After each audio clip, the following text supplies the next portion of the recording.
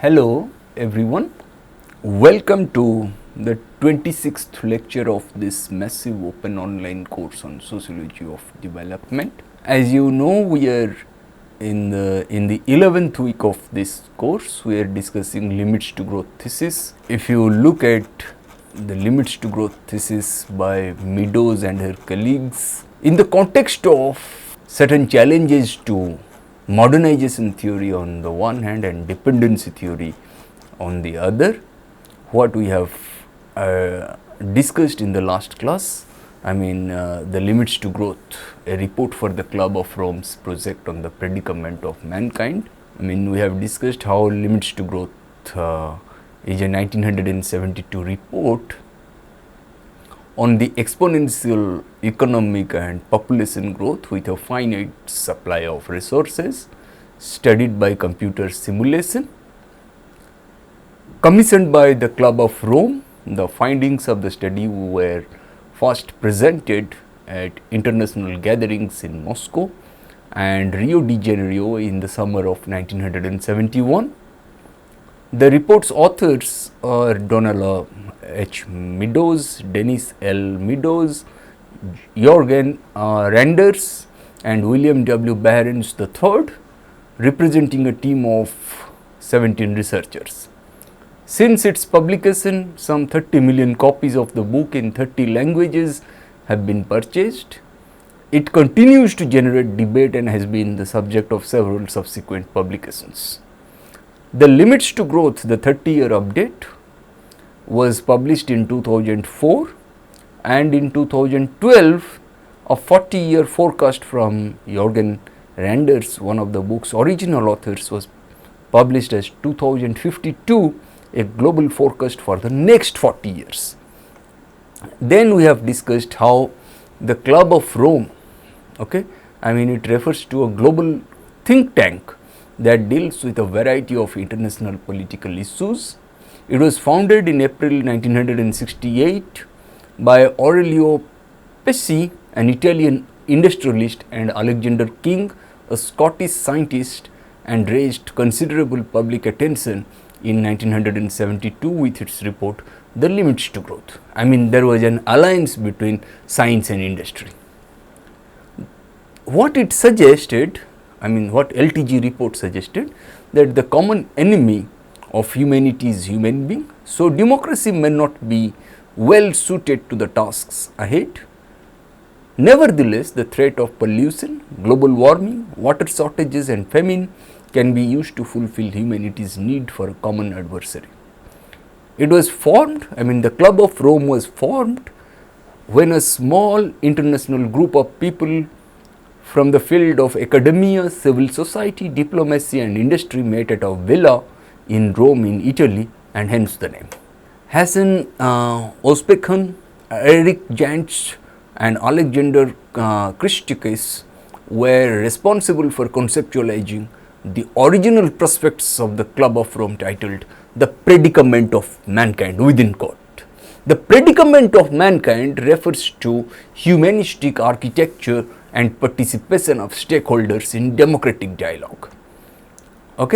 In commissioning the Massachusetts Institute of Technology, MIT team to undertake the project that resulted in LTG, the Club of Rome had three objectives.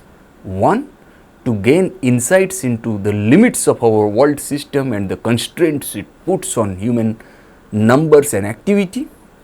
To identify and study the dominant elements and their interactions that influence the long-term behavior of world systems. And thirdly, to warn of the likely outcome of contemporary economic and industrial policies with a view to influencing changes to a sustainable lifestyle. And the methodology that the authors of LTG adopted, that is the World 3 model, to simulate the consequence of interactions between the planet, between the earth and human systems. The model was based on the work of J. Wright Forrester of MIT, as described in his book World Dynamics of 1971, When I say simulation, I mean the models were run on a dynamo, a simulation programming language, and LTG echoes some of the concerns and predictions of Thomas Robert Malthus in his book An Essay on the Principle of Population of 1798, when Malthus suggested that our natural resources, they increase by arithmetic progression, whereas whatever resources that we have, they increase by arithmetic progression, whereas our population grows at a geometric progression. Okay? And in the LTG, I mean in the limits to growth, this is 5 variables were examined in the original model on the assumptions that exponential growth accurately described their patterns of increase, and that the ability of technology to increase the availability of resources only linearly. What were those 5 variables which were examined in the original model? 1. World population, 2. Industrialization, 3. Pollution, 4. Food production, 5. Resource depletion, I mean consumption of non-renewable natural resources. The authors of the limits to growth thesis intended to explore the possibility of a sustainable feedback pattern that would be achieved by altering growth trends among these 5 variables, namely world population, food production, industrialization, pollution, and resource depletion under 3 scenarios. Okay? And they noted that there are projections of the values of the variables in each scenario were predictions only in the most limited sense of the word, and were only indications of the system's behavioral tendencies. And those 3 scenarios, okay, I mean 2 of the scenarios saw overshoot and collapse of the global system by the mid to later part of the 21st century, while a third scenario resulted in a stabilized world. Then we have discussed exponential reserve index.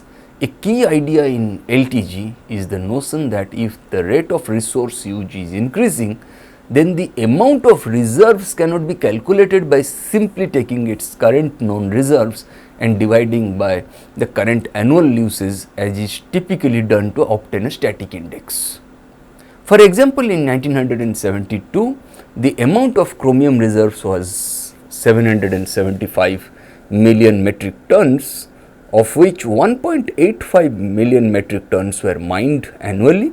Then the static index is 775 divided by 1.85 is equal to almost 420 years, 418 years.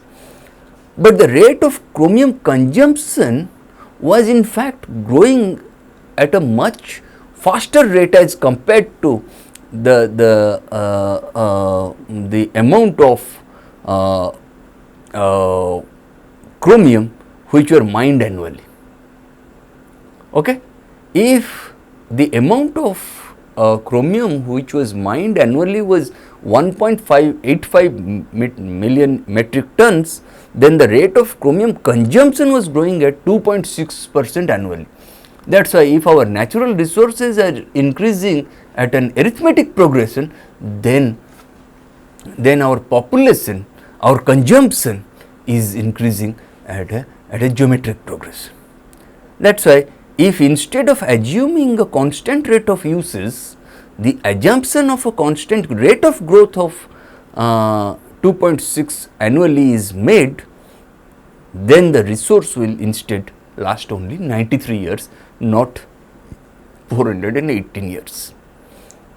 The formula to calculate the amount of time left for a resource with constant consumption growth is this, where we have discussed Y refers to years left, G refers to annual consumption growth, I mean 2.6% annual consumption growth, R refers to reserve, C refers to annual consumption.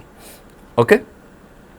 If you look at this, then the commodity reserve extrapolation, I mean the authors of LTG listed a number of similar exponential indices comparing current reserves multiplied by a factor of 5. Okay, 5 times exponential reserve index. It contains a large table that spans for 5 pages in toto, based on actual geological reserves data for total 19 non-renewable resources, and analyzes their reserves at 1972 modeling time of their exhaustion under 3 scenarios. I mean, if it is static, I mean it remains, I mean the growth remains constant. If I mean exponential index, and also I mean one is static index, one is exponential index, and the third one is exponential with reserves index multiplied by 5 to account for possible discoverage. And in this context, we are just showing only 5 natural resources here. You can, the authors of LTG, Meadows and her colleagues, they have reflected on many other natural resources.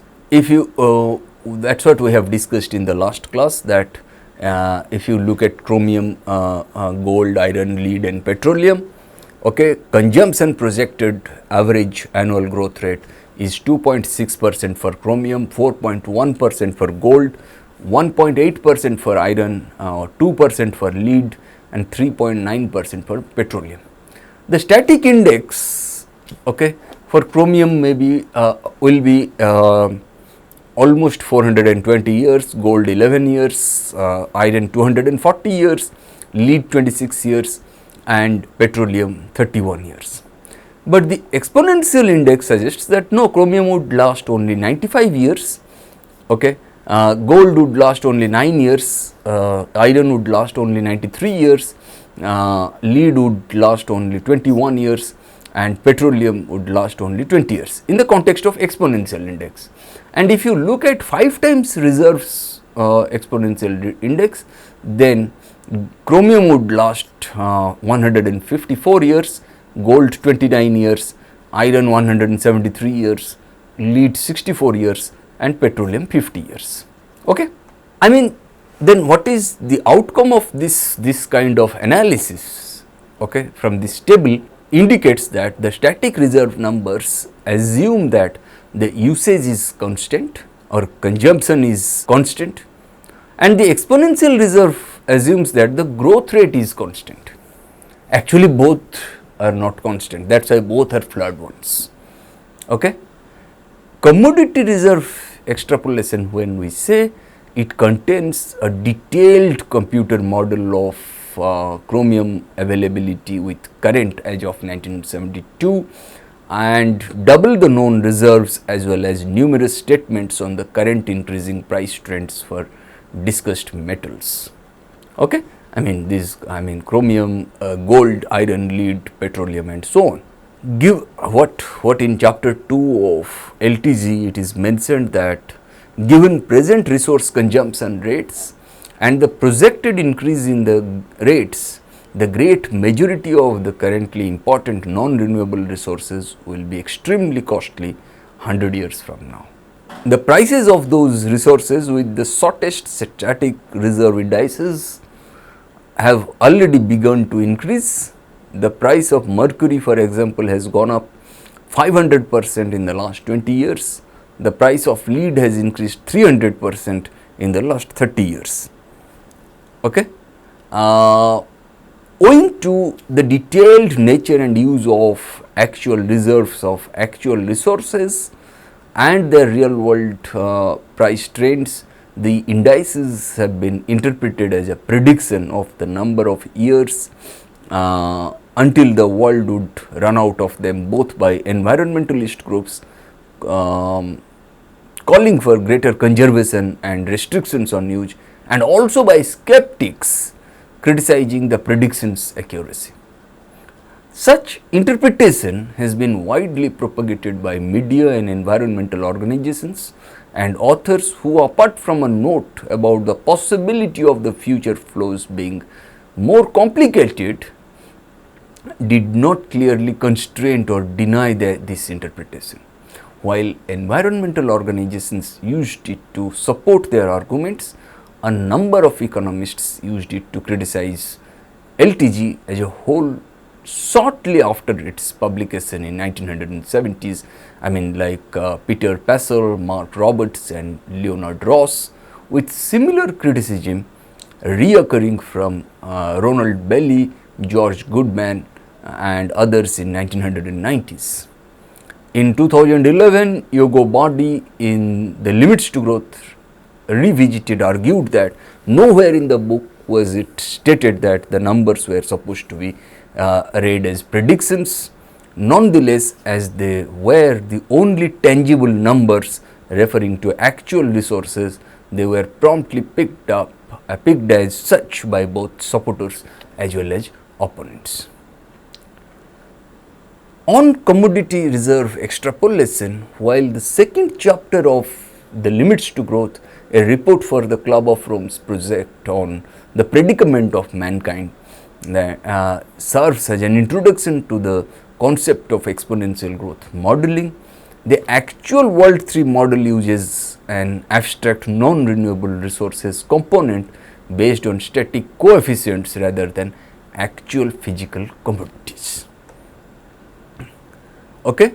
The way the authors of LTG inferred further and or made inferences from their analysis, one, given business as usual, that is no changes to historical growth trends, the limits to growth on earth would become evident by 2072, leading to sudden and uncontrollable decline in both population as well as industrial capacity. This includes the following: global industrial per capita reaches a peak around 2008 followed by a rapid decline.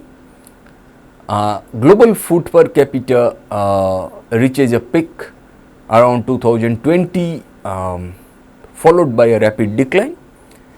Global services per capita reaches a peak around 2020 followed by a rapid decline, and global population reaches a peak in 2030 followed by a rapid decline. And secondly, growth trends existing in 1972 could be altered so that sustainable ecological and economic stability could be achieved.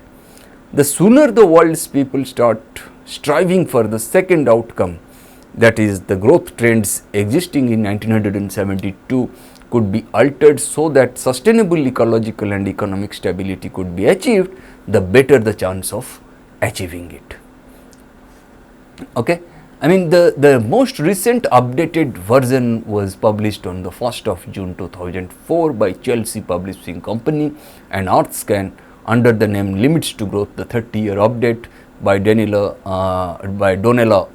Meadows, Jorgen Randers and Dennis Meadows have updated and expanded the original version. They had previously published Beyond the Limits in 1993 as a 20-year update on the original material. Okay. Before getting into what Graham Turner and others they suggest or even Guwahati, and of course Norgard, Pete and others, I mean even John Scales, a very member of Nobel Prize winning group associated with the Pugwas conferences on science and world affairs, how they supported the LTG or they tried to foreground a critique of LTG. Before getting into this, what in this lecture we are trying to do, we are trying to look at these conclusions which have been made, that the simple conclusions that the authors of LTG have drawn by considering total reserves of resources are further complicated by the fact that neither resource reserves nor resource consumption are distributed evenly about the globe. It clearly shows that the industrialized consuming countries are heavily dependent on a network of international agreements with the producing countries for the supply of raw materials essential to their industrial base. Added to the difficult economic question of the fate of various industries as resource after resource becomes prohibitively expensive is the imponderable political question of the relationships between producer and consumer nations as the remaining resources become concentrated in more limited geographical areas. Recent nationalization of South American mines and successful Middle Eastern pressures to raise oil prices suggest that the political question may arise long before the ultimate economic one. That is why political questions, I mean how these South American mines, how Middle Eastern oil, they are being targeted by US imperialism and so on.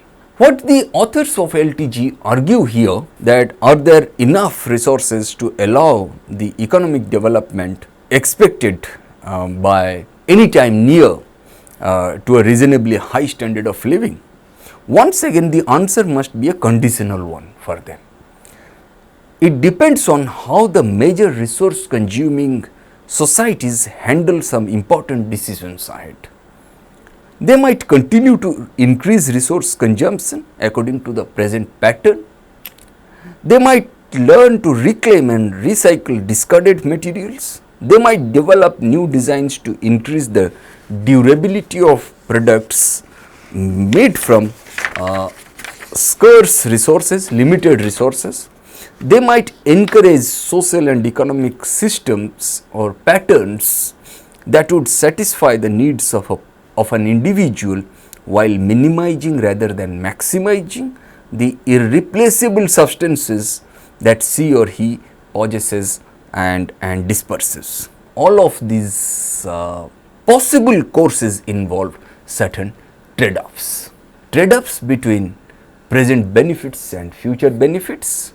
Okay, this kind of behavior modes, as we have discussed in the last class, that the purpose of the limits to growth thesis is not to make specific predictions, but to explore how exponential growth interacts with finite resources.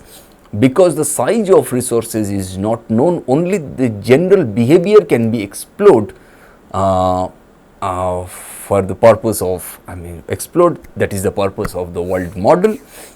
The authors of the LTG thesis were interested in the broad behavior modes of the population capital system. What do we mean by behavior modes?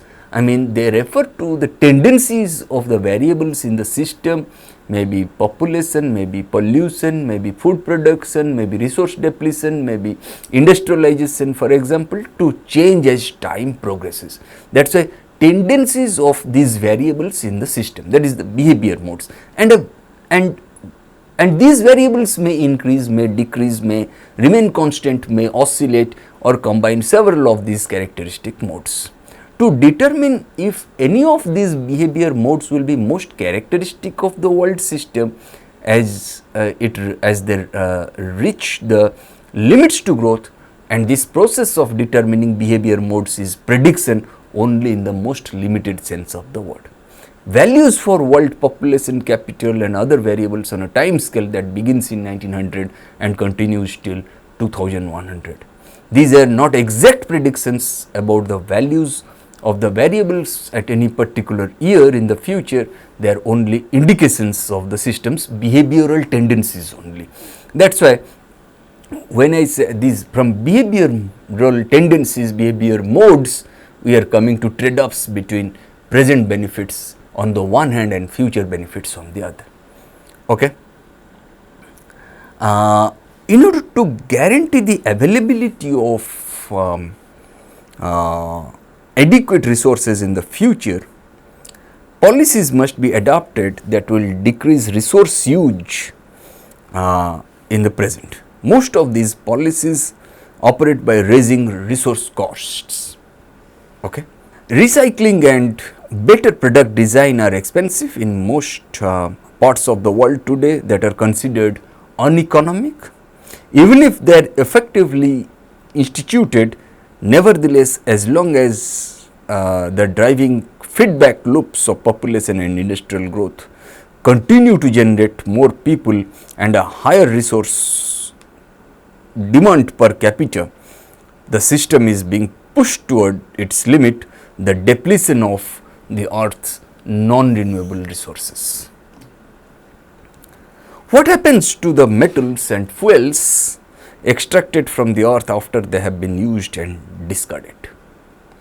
In one sense, they are never lost, rather their constituent atoms are rearranged and eventually dispersed in a diluted and unusable form into the air, the soil and the waters of our planet.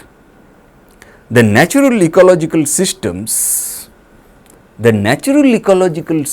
if you look at it, they can absorb many of the effluents of human activity and reprocess them into substances they are usable by, or at least harmless to other forms of life.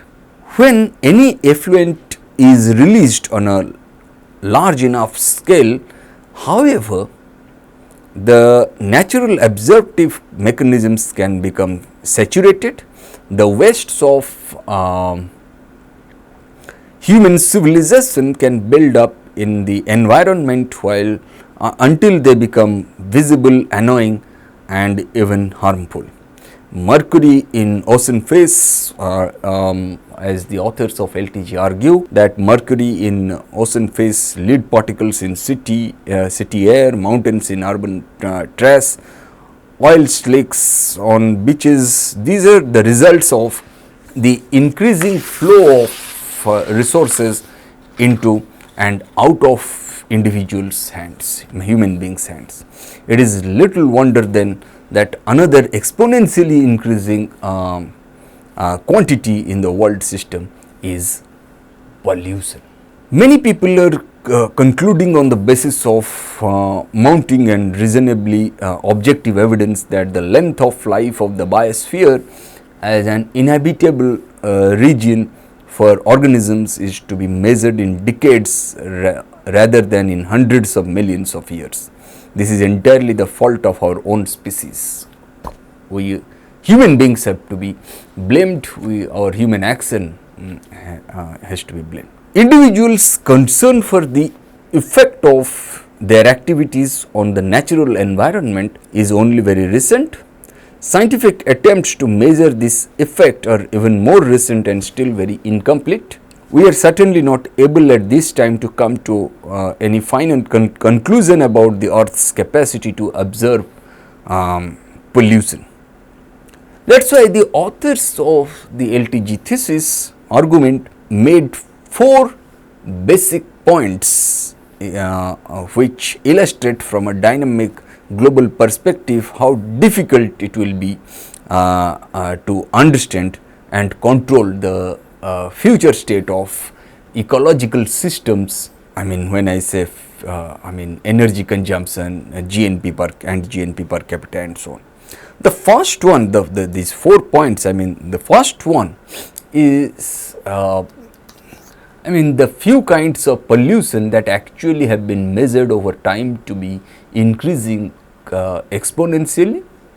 Secondly, we have almost no knowledge about whether the upper limits to pollution growth curves might be.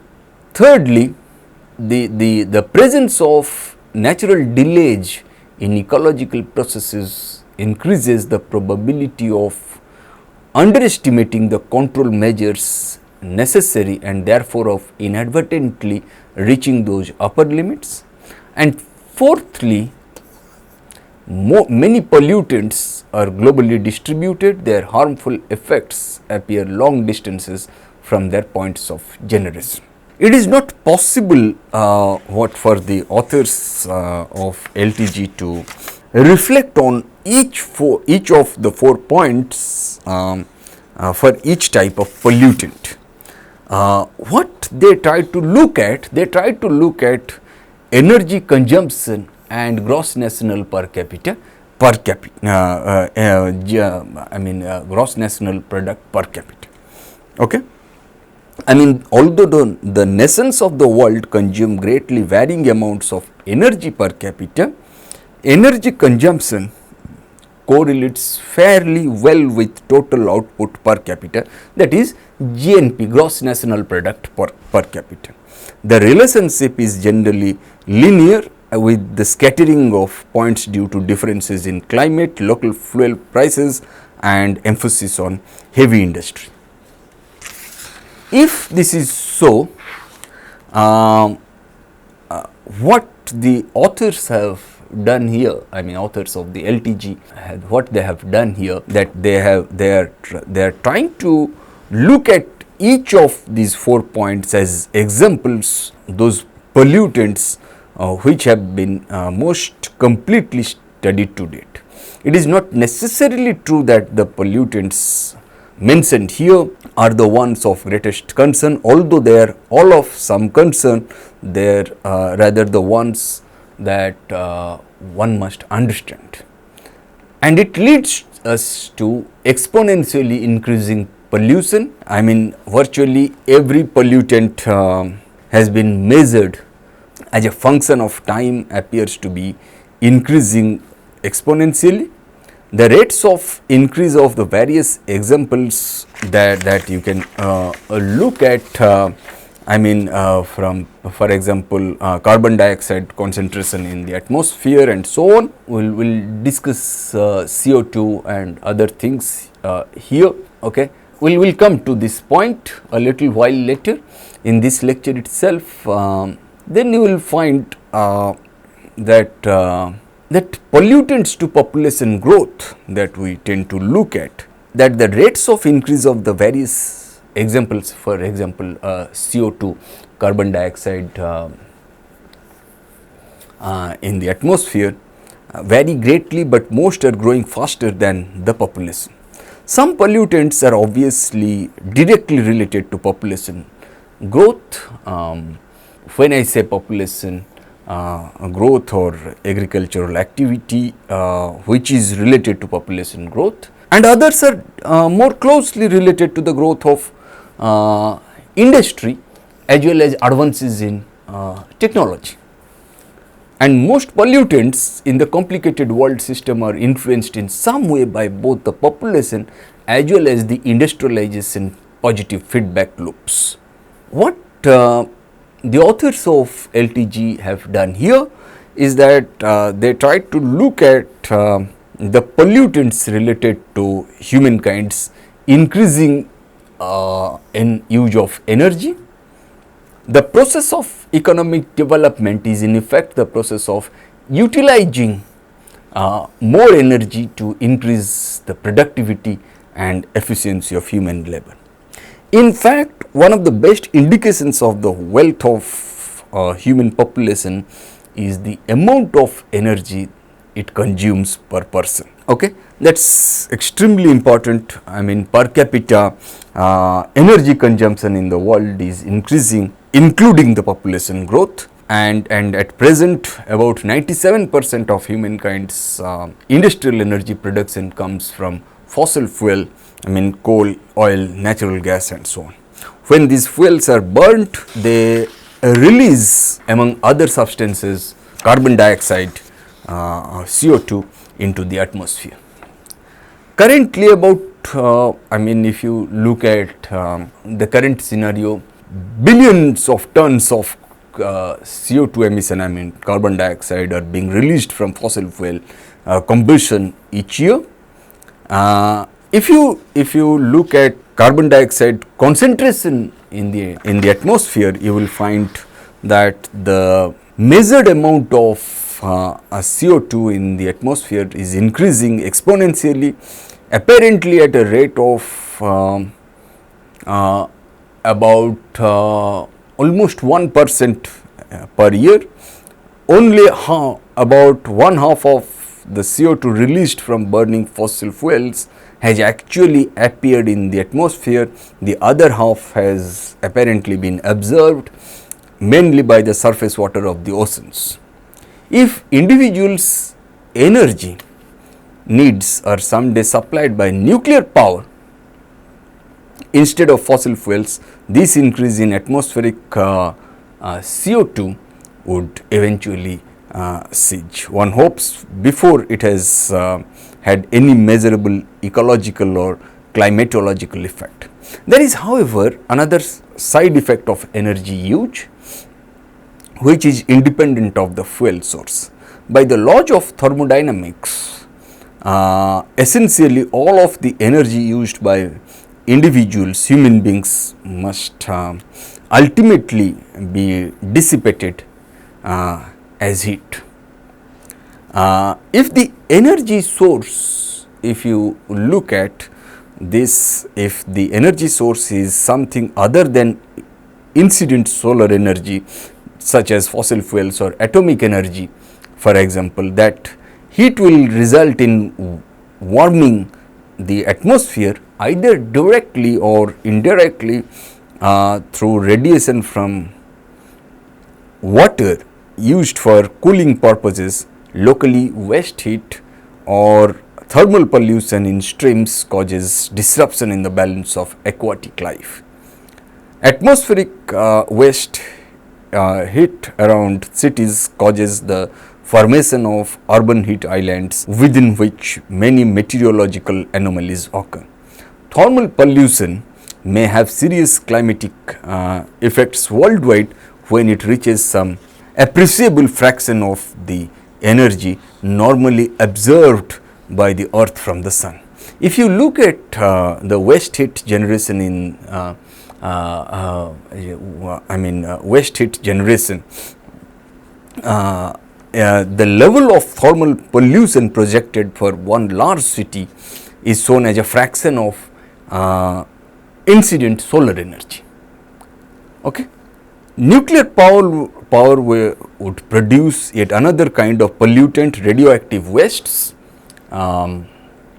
Since nuclear power now provides only an insignificant fraction of the energy that the authors of LTG thought in 1972, but what we find today in 2021 that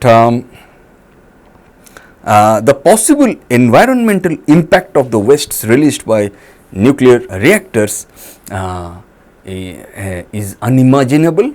Some idea may be gained, however, by the actual and expected releases of radioactive isotopes from the nuclear power plants being built today. A partial list of the expected annual discharge to the environment of a plant under construction, maybe in the United States of America or in India, you will find the kind of radioactive wastes it generates. You can look at nuclear wastes even in India. India is also has become a classic example of this. We cannot avoid this question even in the context of India from the 1970s onwards, and then in the 1990s and then in the 21st century. Carbon dioxide, thermal energy and radioactive wastes are just three of the many disturbances that individuals are inserting into the environment at an exponentially increasing rate. And if you look at the oxygen content at the sea level, if you look at the chemical changes occurring in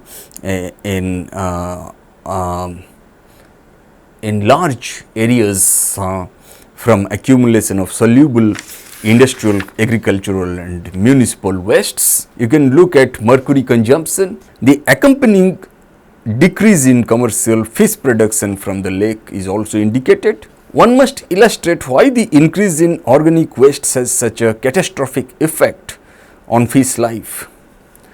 You can look at dissolved oxygen which fish breathe.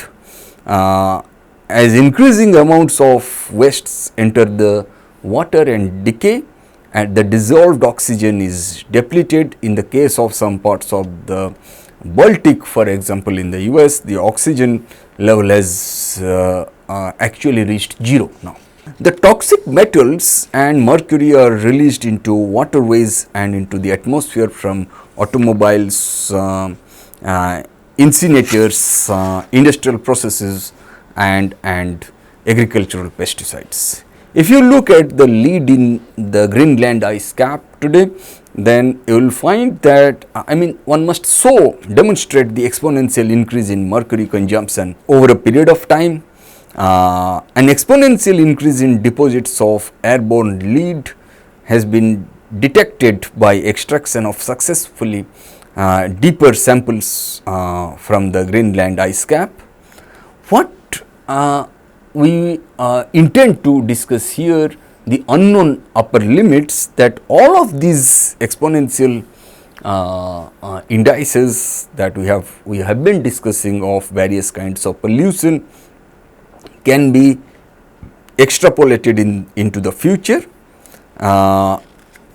If you look at the exponential growth curve that eventually reached an upper limit, the total amount of arable land or of resources economically available in the earth.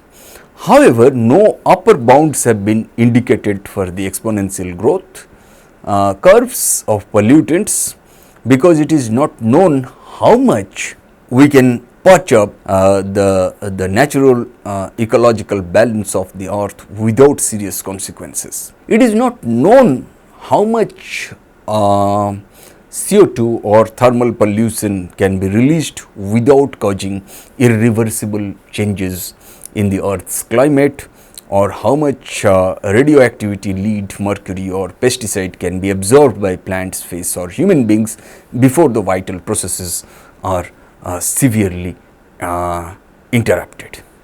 And that leads us to natural delays in ecological processes. If you look at this, such ignorance about the limits of the earth's ability to absorb pollutants should be reason enough for caution in the release of polluting substances. The danger of reaching those limits is especially great because there is typically a long delay between the release of a pollutant into the environment and the appearance of its negative effect on the ecosystem.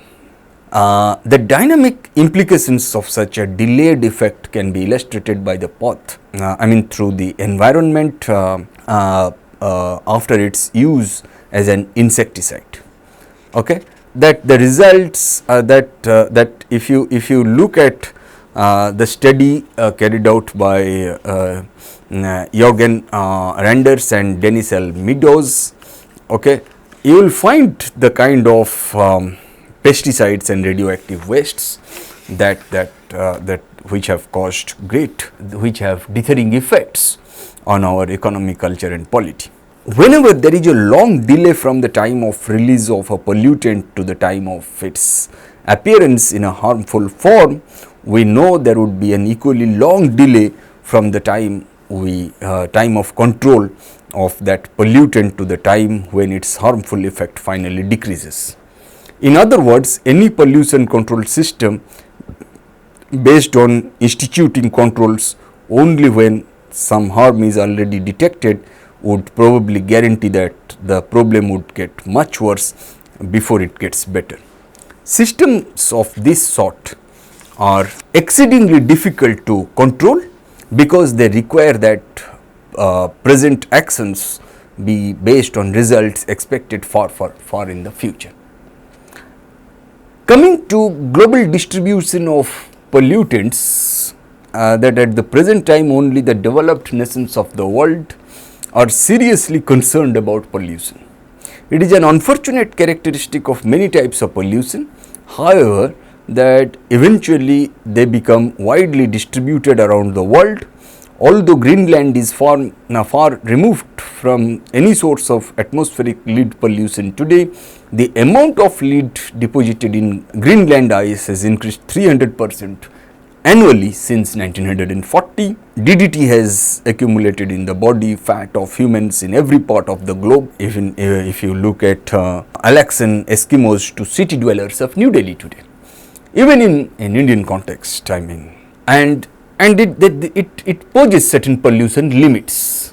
Since pollution generation is a complicated function of population industrialization and specific technological developments, It is difficult to estimate exactly how fast the exponential curve of total population release is rising. One might estimate that the estimate about GNP per capita as high as of present, the total population load on the environment would be at least 10 times its present value. But can the Earth's natural systems support an intrusion of that magnitude? Perhaps the authors of the LTG had no idea about this. Some people believe that individuals have already so degraded the environment that irreversible damage has been done to large natural systems. We do not know the precise upper limit of the Earth's ability to absorb any single kind of pollution, much less its ability to absorb the combination of all kinds of pollution. What must be remembered that there must be an upper limit. Okay, it has already been surpassed in many local environments. The surest way to reach the upper limit globally is to increase exponentially both the number of people and the polluting activities of each person. The trade-offs between present benefits on the one hand and future benefits on the other involved in the environmental sector of the world system are every bit as difficult to resolve as those in the agricultural and natural resource sectors. The benefits of pollution generating activities are usually far removed in both space and time from the costs. To make equitable decisions, therefore, one must consider both space and time factors. If wastes are dumped upstream, who will suffer downstream? If fungicides containing mercury are used now, to what extent, when and where will the mercury appear in ocean phase? If polluting factories are located in remote areas to isolate the pollutants, where will those pollutants be 10 or 20 years from now? It may be that technological developments would allow the expansion of industry with decreasing pollution, but only at a high cost. One must understand. And this is not infinite. Our resources are not infinite. We have a finite world, and any country can postpone the payment of such costs to increase the present growth of its capital plant, but only at the expense of future environmental degradation, which may be reversible only at a very high cost. And if we say that we live in a finite world, it is not infinite. The kind of difficult trade-offs that we have discussed between present benefits on the one hand and future benefits on the other, in the production of food, in the consumption of resources, and in the generation and cleanup of pollution.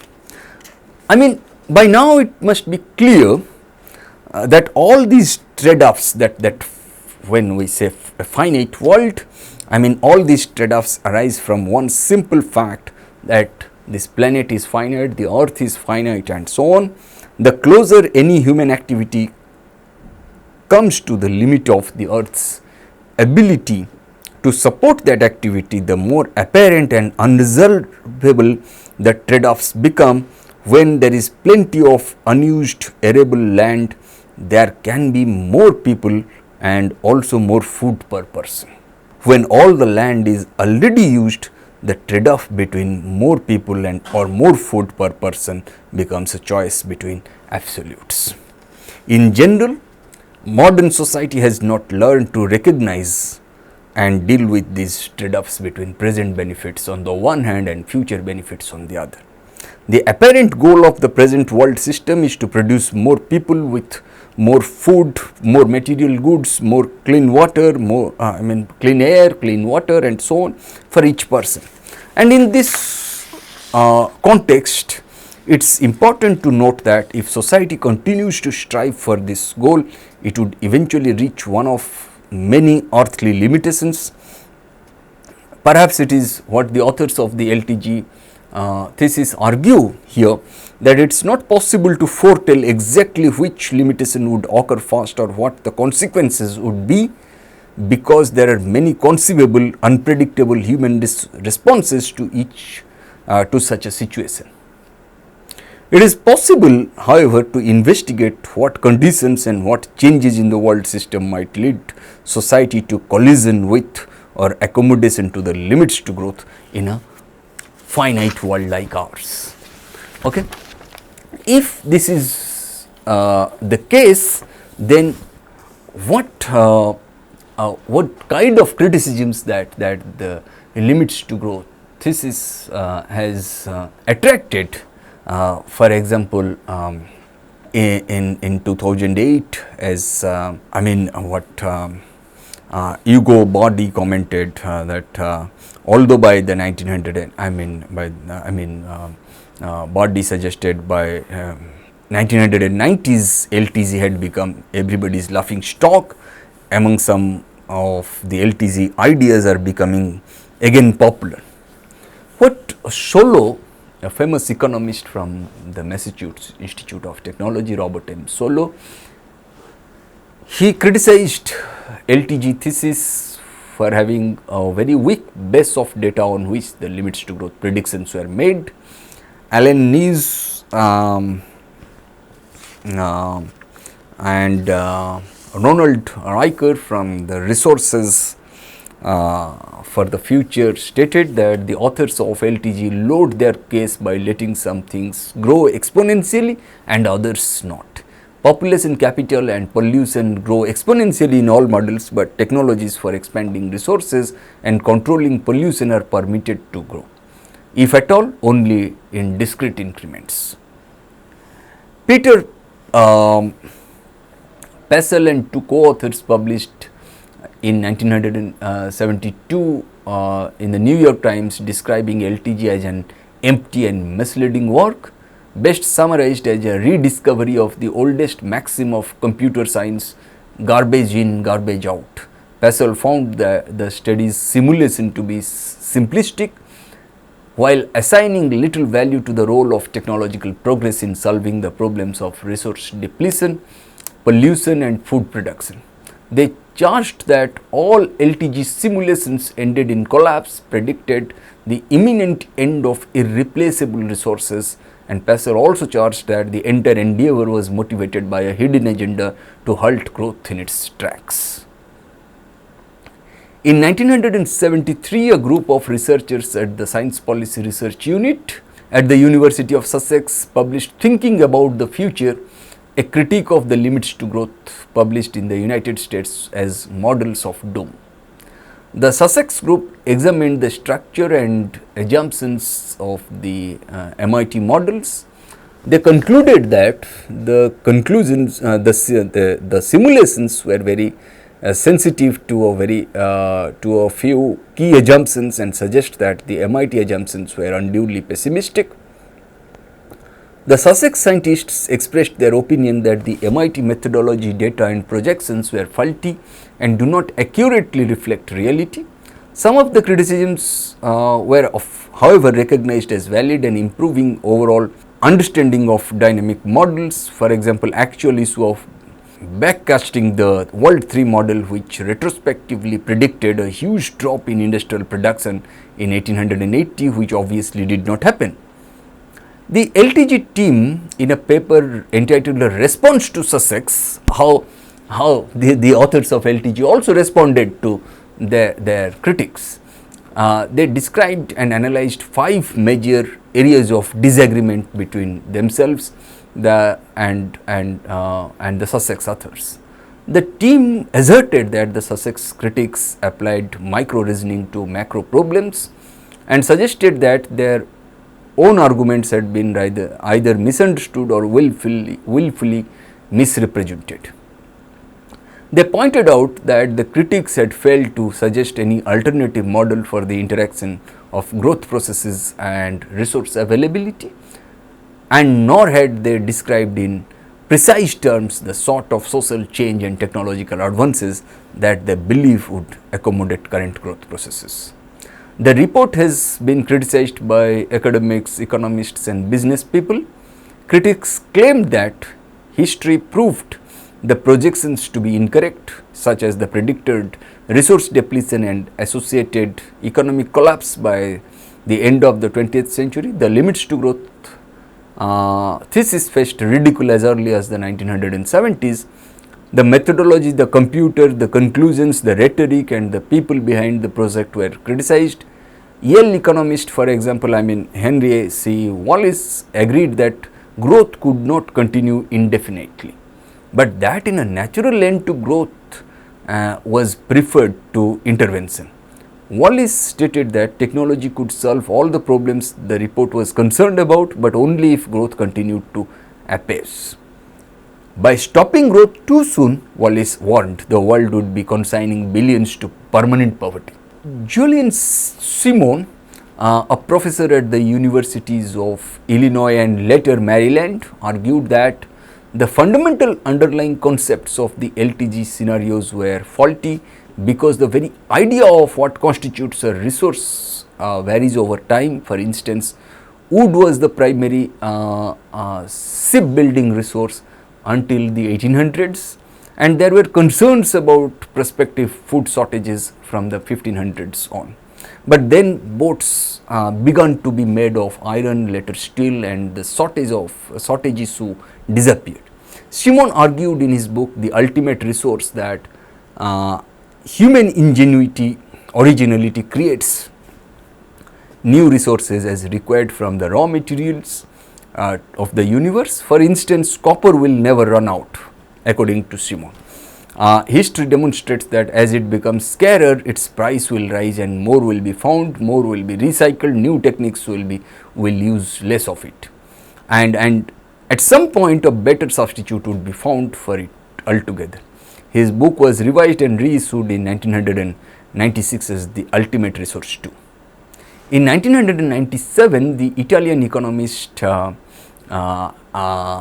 Giorgio Nebbio observed that the negative reaction to the LTG study came from at least 4 sources. First, those who saw the book as a threat to their business or industry. Second, professional economists who saw LTG as an uncredentialed encroachment on their professional perquisites. Thirdly, the Catholic Church, which bridled at the suggestion that overpopulation was one of mankind's major problems. And finally, the political left, which saw the LTG study as a scam by the elites designed to trick workers into believing that a proletarian paradise was a pipe dream. But the legacy that the LTG has left behind, the Club of Rome has persisted with the limits to growth and has generally provided comprehensive updates to the book every 5 years. An independent retrospective on the public debate over the limits to growth concluded in 1978 that optimistic attitudes had won out, causing a general loss of momentum in the environmental movement. While summarizing a large number of opposing arguments, scientific arguments for and against each position it would seem, played only a small part in the general acceptance of alternative perspectives. It has left behind, obviously, no doubt about it, progressive legacy, and you will find that in this context, the ideas about the problem of production, perhaps the goal to achieve peace and permanence, they assume greater significance. And in this context, it's important to look at Small is Beautiful, a study of economics as if people mattered, through the problem of production and peace and permanence in the next lecture. But what we have discussed, we have completed the limits to growth thesis in these 2 lectures, and in the next lecture we are going to discuss Small is Beautiful, a study of economics as if people mattered, by E.F. Schumacher. So far as the problem of production is concerned, peace and permanence are concerned, and the role of economics. Thank you.